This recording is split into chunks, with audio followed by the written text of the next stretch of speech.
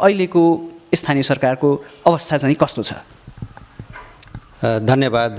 सबभन्दा पहिला तपाईँ लगायत यहाँको हुलाकी न्युजका सम्पूर्ण युनिटलाई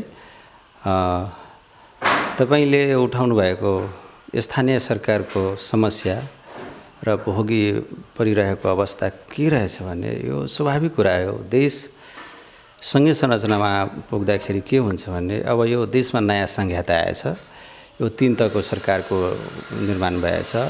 स्वाभाविक कुरा हो, हामीलाई धेरै किसिमको समस्या हुन्छ र भोलिको लागि त्यही अवसर पनि हुन सक्छ। त्यस कारणले अहिले वर्तमान अवस्थामा हाम्रो नगरपालिकाको हेरियो भने अब हाम्रो बस्ने कोठादेखि लिएर, किनकि अब संरचना हुँदाखेरि त्यतिखेर यो स्थानीय सरकारको जुन हिसाबले निर्माण भएछ, अब हामीहरूसँग त्यो के भन्छ केन्द्र त भयो, केन्द्रमा बस्ने कोठाहरू नभएर हामीलाई धेरै समस्या भयो। त्यस समस्याको पनि पार गर्दै अब विभिन्न वाडामा साबिक वाडा कार्यालय र जुन अर्को कुनै वाडाहरूमा के थियो भने अब वाडा कार्यालय पनि थिएन। त्यसहरूको समस्यादेखि लिएर समस्याहरू धेरै भयो र त्यो समस्याहरूको चुनौतीको सामना गर्दै हाल वर्तमान अवस्थामा पनि हस्पुर नगरपालिकामा हाम्रो जुन किसिमले समस्या र त्यहाँ जनताको अपेक्षा र इच्छा र हाम्रो सँगसँगै जुन नगरपालिकाको समस्याहरू चुनौतीहरू सामना गर्दै अहिले अगाडि बढिएको अवस्था रहेछ। हरेक क्षेत्रमा हामीले जनताको जुन किसिमको अपेक्षा र जुन किसिमले हामीलाई स्थानीय सरकारमा हुनुपर्ने चुनौतीहरू छँदैछ, त्यसको पनि हाम्रो यहाँ प्रदेश सरकार, सङ्घीय सरकार हामी प्रक्रियागतमा उहाँसँग अहिले के रहेछ भने सबभन्दा पहिला त कर्मचारीहरू बस्ने जुन किसिमको हुन्छ नि, अब स्थानीय तहहरूमा त विकासीय अड्डा हो, त्यहाँ त धेरै समस्याहरू नाना थरी आइरहन्छ। त्यसमा पनि कर्मचारीहरूले हाम्रो जस्तै प्रमुख प्रशासकीय अधिकृत जस्तै हामीलाई दिएको अधिकारहरूको कर्मचारी नहुँदा फेरि हामीलाई के बाँधिएछ भने तपाईहरूले यो शीर्षकमा मात्र करारमा कर्मचारी राख्ने।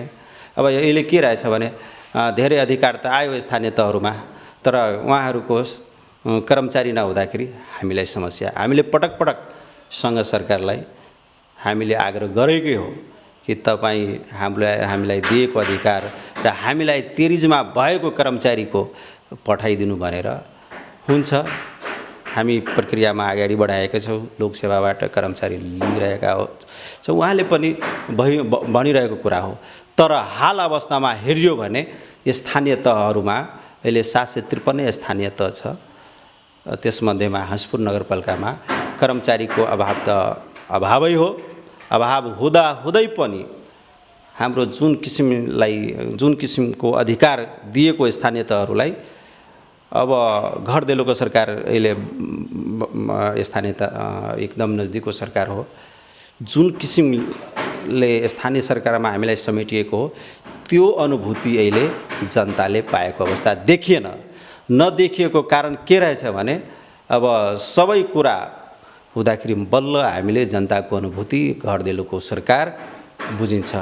अहिले त आयो अधिकार, तर उहाँसँग होइन, हामीसँग त्यो भौतिक छैन, हामीसँग कर्मचारी छैन। विनम्रताको कुराहरू यो रहेछ। त्यसकारण अब हाम्रो समय पनि एकदम नजिक, अब के भन्छ, अब 5 वर्षको हाम्रो कार्यकालमा अब 4 वर्ष रनिङ रहेछ।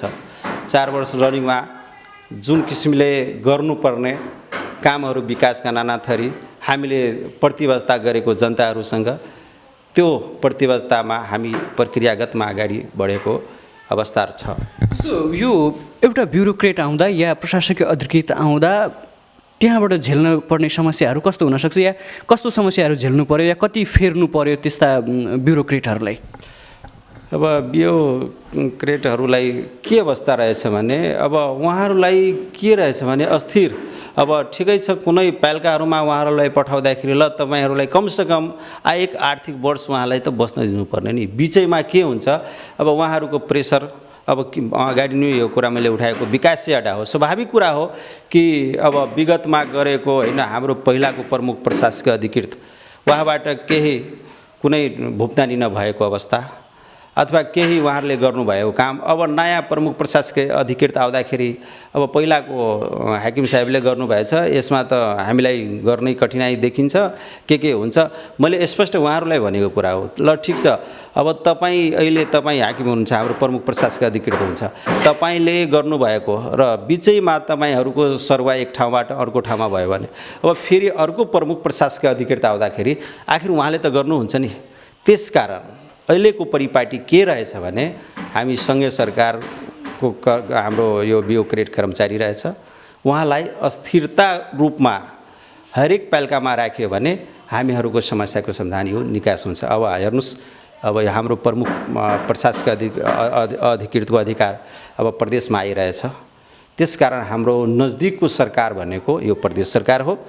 जुन किसिमले अधिकार बाँडिएको कुरा हो, यो स्थानीय तहहरूलाई प्रदेशको मातहतमा हुनुपर्ने। अहिले केही हुँदाखेरि हामी सिंहदरबार काठमाडौँ पुग्नुपर्ने अवस्था रहेछ। कुनै कर्मचारीलाई पनि केही समस्या भयो ल्याउनु पर्यो भने हामीलाई त्यहीँ पुग्नुपर्छ। त्यसकारण जुन किसिमले सेवा दिनुपर्ने यो यस्तो पालिकाहरू रहेछ, नजदिकको सरकारहरू रहेछ, जबसम्म यसको अस्थिर बनाउँदैन भने हामीले जुन अनुभूति स्थानीय सरकार नजदिकको सरकार बनेको अवस्था रहेछ त्यो अनुभूति जनताले पाउँदैन। यहाँले चाहिँ सङ्घीय सरकारको कुरा गर्नुभयो, सङ्घीय सरकारसँग कोअपरेट भएन राम्रो। प्रदेश सरकारबाट कस्तो सहयोग पाइराख्नु भएको छ या प्रदेश सरकारसँग कोअपरेट भइरहेछ कि छैन? प्रदेश सरकारसँग कोअपरेट भइरहेछ। अब धेरै अधिकार प्रदेशलाई पनि दिएको अवस्था अहिले पनि छैन। जुन किसिमले अहिले हामीलाई सङ्घीय सरकारसँग जोडिएको छ, यो हाम्रो प्रदेश सरकारसँग जोडिएको अवस्था देखिएन। अब कर्मचारीको कुरा गर्नु पर्दाखेरि यो कर्मचारीहरू चाहिँ प्रदेश सरकारले दिने हो, तर हामीलाई कहाँ बाँधिएछ भने सङ्घ सरकार कहाँ। अब सङ्घ सरकारमा हामीलाई यो समस्या कर्मचारीहरूको समस्या हुँदाखेरि अब सङ्घ सरकारसँग पनि समन्वय र सहकार्य गर्दाखेरि ल ठिकै छ, उहाँले पनि गर्नुहुन्छ। तर अगाडि हामीले उठाएको कुराहरू जबसम्म हाम्रो निजामती कर्मचारीहरू र विभिन्न शाखाको कर्मचारीहरूलाई अस्थिरतापूर्वक, खास गरी मैले प्रमुख प्रशासकीय अधिकृत अहिले हाम्रै नगरपालिकामा भन्नुपर्दाखेरि हाम्रो प्रमुख प्रशासकीय अधिकृत 6वटा चाहिँ हाम्रो नगरपालिकाबाट अन्त सरुवा भएछ। यसपालि हाम्रो प्रमुख प्रशासकीय अधिकृत बल्ल अब मागतिर 1 वर्ष हुन लागेछ उहाँको। 4 वर्ष चल्दा चाहिँ 6वटा या 7वटा सरुवा एकदम यो। त्यसकारण मैले अगाडि नै उठाएको कुरा हो, जबसम्म हाम्रो प्रमुख प्रशासकीय अधिकृत, किनकि नगरपालिकाको उहाँको कार्यालय प्रमुख हुनुहुन्छ, उहाँको धेरै अधिकार हुन्छ। किनकि हामीले सभाबाट स्वीकृत भएको योजना हामीले अख्तियारी दिँदाखेरि सबै आर्थिक कारोबारको के भन्छ अधिकारीको सहितको आर्थिक कारोबारको जिम्मेवारी उहाँले पाउनुहुन्छ र पाउँदाखेरि सबैसँग समन्वय र सहकार्य गरेर उहाँ अगाडि बढ्नुहुन्छ। अब स्वाभाविक कुरा, विकासीय अड्डा हो, अहिले परिपाटी पनि नयाँ हो, सबैले अहिले बुझेको पनि कुरा अवस्था पनि देखिएन। यो कुराहरूले गर्दाखेरि खास गरी हाम्रो प्रमुख प्रशासकीय अधिकृतहरूलाई अस्थिरतापूर्वक जबसम्म कुनै पालिकाहरूमा उहाँहरूले बस्नु हुँदैन भने हामीले जुन हिसाबले कल्पना गरेको जनताको इच्छा र अपेक्षा र घर दैलोको नजिकको सरकार बनेको अवस्था अनुभूति गर्न।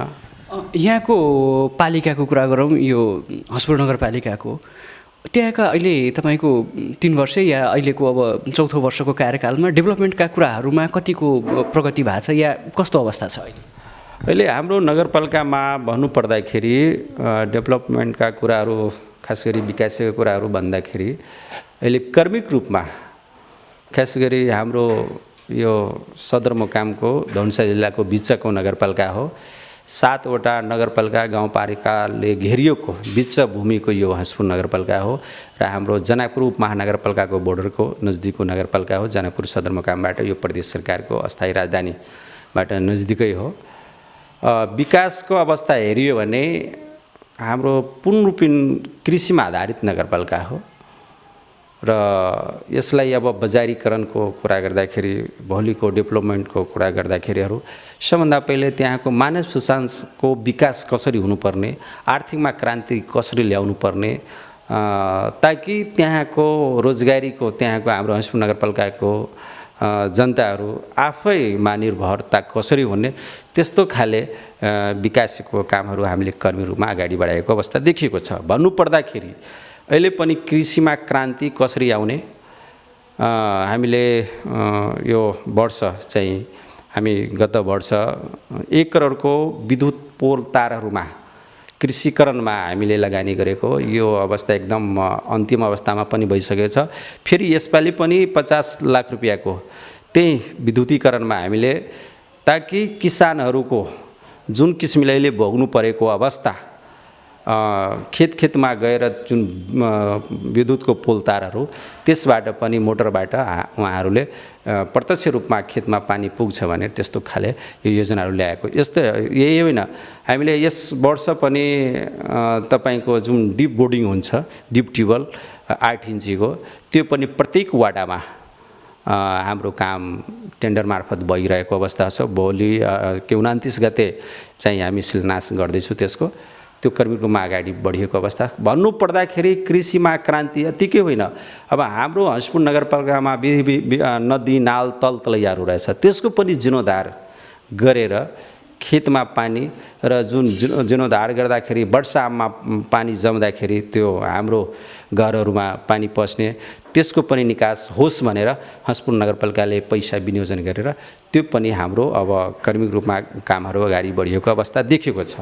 अतिकै होइन, अब सामाजिक विकासमा पनि मानव सूचाङ्कमा हामी शिक्षामा भन्नुपर्दाखेरि यो 2 नम्बर प्रदेशै अब हाम्रो एकदम पछाडि रहेछ। त्यसै कारण हाम्रो हंसपुर नगरपालिकामा पनि एकदम त्यही अवस्था रहेछ। हाम्रो शिक्षामा भन्नुपर्दाखेरि एकदम पहुँच चाहिँ एकदम पछाडि रहेछ। भन्नुपर्दाखेरि अब शिक्षालाई गुणस्तरीय राम्रो बनाउनु पर्दाखेरि अब पहिला त हाम्रो भौतिकै छैन। भौतिक नहुँदाखेरि हामी कहाँमा यसपालि हंसपुर नगरपालिकामा सामुदायिक विद्यालय 30 वटा रहेछ।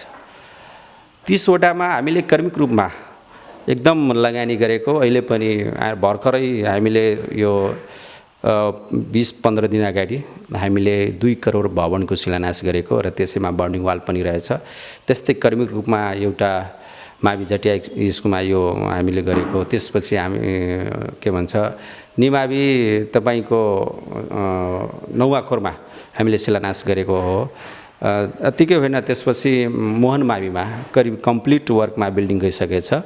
त्यस गरी अब 2-4 दिनमा हामी रुदौली माविमा त्यो 68 लाखको प्रोजेक्ट रहेछ। त्यो पनि अब हामी कर्मिक रूपमा भन्नुपर्दाखेरि हामीले कर्मिक रूपमा शिक्षामा भौतिकमा लगानी गरेको अवस्था। त्यतिकै होइन, त्यहाँ जुन विद्यालयमा टोयलेटको अवस्था खानेपानीको अवस्था लगायतका समस्याहरू हामीले गरेको देखिएको अवस्था छ। अतिकै होइन, स्वास्थ्य क्षेत्रमा हामीले पनि एकदम गरेकै हो।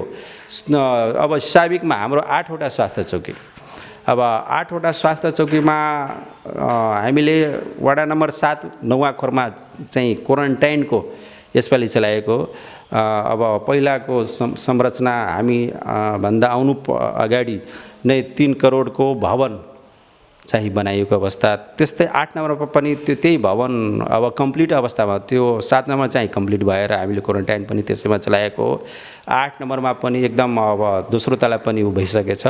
भन्नुपर्दाखेरि स्वास्थ्य क्षेत्रमा पनि हाम्रो हंसपुर नगरपालिकामा भौतिकको संरचनादेखि लिएर सुस्वास्थ्य रहित अब विभिन्न वाडाको हाम्रो नगरवासीहरू जनतावासीहरूमा स्वास्थ्यको राम्रो होस् भनेर हंसपुर नगरपालिकाले नीतिगत कदम अगाडि बढाएको अवस्था देखिएको छ र त्यो पनि कर्ममा काम अगाडि बढेकै अवस्था हो।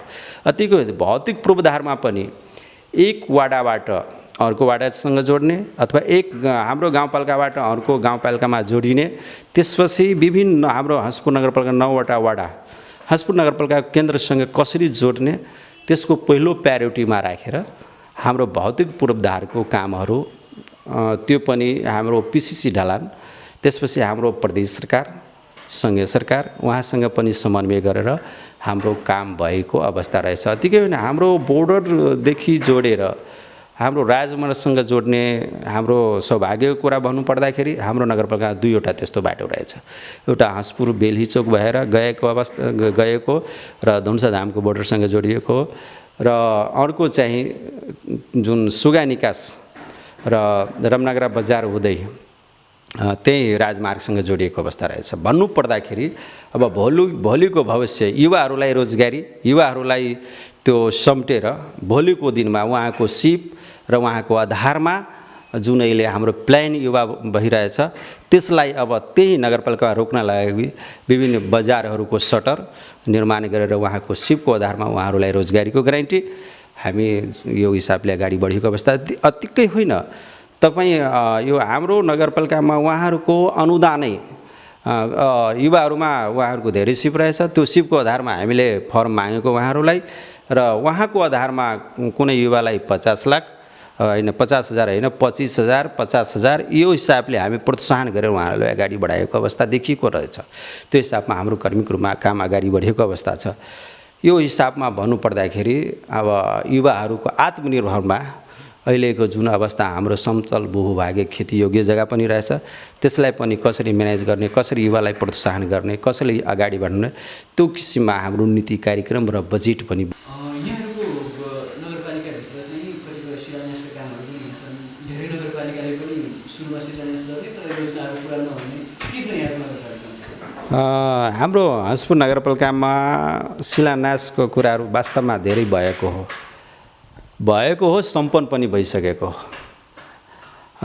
भन्नुपर्दाखेरि यो हंसपुर नगरपालिकामा गत आब र यस आबमा हामीले बिडिङ टेन्डर मार्फत प्रदेश नम्बर 2 मा भन्नुपर्दाखेरि सबभन्दा बढी टेन्डर भएको अवस्था हो। प्रतिस्पर्धाको आधारमा एकदम सूचनाको सबैको अधिकार हुने र बिडिङ भनेको संसारको सबभन्दा सार्थक र सबभन्दा राम्रो किसिमको टेन्डर मार्फत प्रक्रिया हो। त्यो हिसाबमा हाम्रो हंसपुर नगरपालिका काम भएको हो र हामीले शिलान्यास गरेको र लगतै उहाँको काम पनि तीव्र अवस्थामा अहिले पनि भइरहेको अवस्था देखिएको छ। भन्नुपर्दाखेरि टेन्डर विधिबाट प्रक्रिया र जुन किसिमको सम्झौता भएको त्यसहरूको मात्र हाम्रो शिलान्यास प्रक्रियाहरू अगाडि बढेको छ। त्यसकारण हाम्रो हंसपुर नगरपालिकामा शिलान्यासको सँगसँगै काम पनि तीव्र अवस्थामा अब 25-30 लाखको प्रोजेक्टहरू सम्पन्न भएको अवस्था र अब ठुलो प्रोजेक्टहरू चाहिँ अब काम तीव्रता अवस्थामा भइरहेको अवस्था देखिएको छ। त्यसकारण हामीले अहिलेसम्म जतिको शिलान्यास भएको अवस्था हो त्यो सबै कामहरू तीव्र गतिमा अगाडि बढेको हो। त्यसकारण अरू वास्तवमा पहिले र हालको अवस्थामा हेरियो भने के देखियो भने अब धेरै नेताहरूले धेरै मन्त्रीज्यूहरूले त शिलान्यास गरियो तर शिलान्यास सीमितै के भन्छ त्यहीसम्म रहिरह्यो। तर हाल अवस्थामा अहिले देश समय संरचनामा हो, म अगाडि नै कुरा यो उठाएको हो। हामीले शिलान्यास गर्दाखेरि पक्कै जनताको अनुभूति र हामीले शिलान्यास गरेको हामीले सम्पन्न गर्ने नै हो। त्यो किसिममा हाम्रो काम अगाडि बढेको अवस्था देखिएको छ।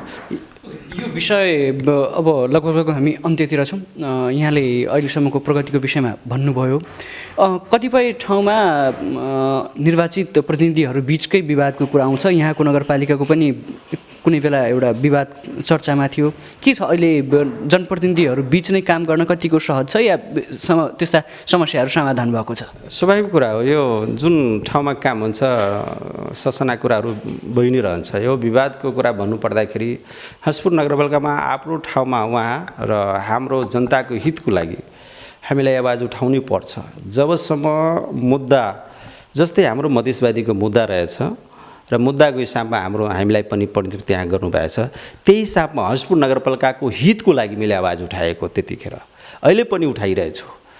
जनताको पहुँच र जनताको अधिकारको कुराहरू भन्नुपर्दाखेरि त्यो हंसपुर नगरपालिकामा पाएक पर्ने बिच ठाउँ र जुन किसिमले हाम्रो नगरपालिकाको वासीलाई एउटा हुनुपर्ने त्यो किसिमले हामीले आवाज त्यतिखेर उठाएको हो। अहिले पनि म भनिरहेछु त्यो हाम्रो नगरपालिकाको हितको लागि हाम्रो नगरपालिकावासीले मलाई यहाँ नगर प्रमुखमा पठाउनु भएको र त्यो काम गर्नको लागि। त्यसकारण हामीले उहाँको मुद्दा र उहाँको काम र उहाँको अधिकार कहाँसम्म पुग्छ त्यो लडाइँ हाम्रो जारी नै रहन्छ। त्यसकारण मैले सच्चाइको अगाडि बढाएको र त्यो पनि बढ्छ पनि त्यसकारण अहिले भन्नुपर्दाखेरि हाम्रो निर्वाचित पदाधिकारीहरूलाई अहिले समन्वय रहेछ, राम्रो रहेछ, ठिकै रहेछ, कामको निरन्तर अगाडि बढिएको अवस्था देखिन्छ। अहिले त्यस्तो खासियत छैन, जहाँ काम हुन्छ तहाँ विवाद त हुन्छ, जहाँ कामै हुँदैन तहाँ के को विवाद त। यहाँले समय दिनुभएकोमा यहाँलाई धेरै धेरै धन्यवाद। ल तपाईँलाई पनि धन्यवाद मलाई बोलाएर होइन, तपाईँ हुलाकी न्युजबाट होइन हाम्रो नगरपालिकाको गतिविधि र हाल अवस्थामा जुन स्थानीय पालिकाहरू रहेछ त्यहाँले बहुभोगी रहेको समस्याहरू र जुन कर्मचारीहरूबाट कतिको सहयोग कतिको दुःख यो सबै समेटेर तपाईँले मलाई बोलाएर यो राख्न मौका दिनुभएकोमा तपाईँलाई धन्यवाद। र अन्तमा हाम्रो हंसपुर नगरपालिकाको तर्फबाट र हाम्रो व्यक्तिगत तर्फबाट तपाईँको सम्पूर्ण टिमलाई धन्यवाद। उहाँ हुनुहुन्थ्यो हंसपुर नगरपालिकाका मेयर एवं जनता समाजवादी पार्टीका केन्द्रीय सदस्य रामज्ञान मण्डल।